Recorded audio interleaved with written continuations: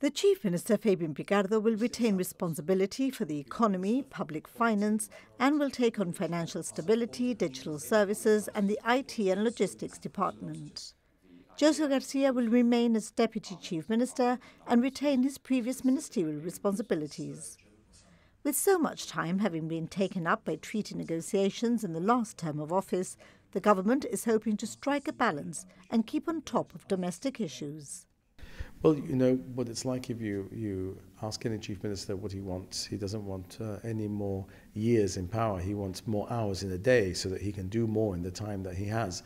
So it's going to take the usual superhuman effort to ensure that we're dealing with the international issues and the domestic issues, and now go a little further also on the domestic issues, where we really do need to deliver more homes, both rental and affordable. We need to deliver the pensioner rental homes and the pensioner affordable homes and those super affordable homes at less than £99,000. It's hard work. We're going to make it happen. We're also going to deal with the issues in the health service. We're going to deal with all of the issues that we know are there that require attention. That's what people have elected us to do, to go back to being the government that delivers, just like we delivered from 2011 to 2015, when we took a wafer-thin majority, like the one we have now, into a super majority of 68%.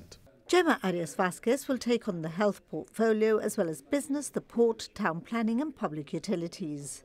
Nigel Feetham will be the Minister for Financial Services and Gaming as well as Justice. Christian Santos will take on the equality portfolio as well as employment, culture and tourism. John Cortes retains responsibility for education, the environment and climate change, as well as heritage. He will also take on transport and traffic, as well as technical services.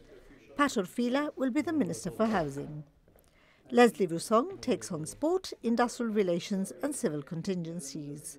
And Sir Joe Osano remains as a Minister for Economic Development.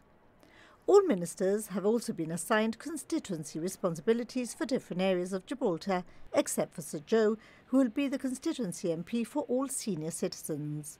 An innovation, perhaps, to ensure the government listens to the people it serves. It's a way to ensure that we have more contact with people and that people have more avenues to be able to communicate to us the things that are concerning them, whether they're personal issues or whether they're what we might call regional issues affecting their area or neighborhood. We want to ensure that that is a much more fluid communication. I have tried to do that myself in the past, but there's only one of me and other individual ministers also, I think, want the opportunity to do that so that we continue to be in as close contact with people as we are during a general election campaign, but during the period of the lifetime of this Parliament. Is this something that you thought before the result or something that's come about as a result of the result? No, it's something I've been working on for some time since I started to do my Chief Minister on location clinics about 3 years ago.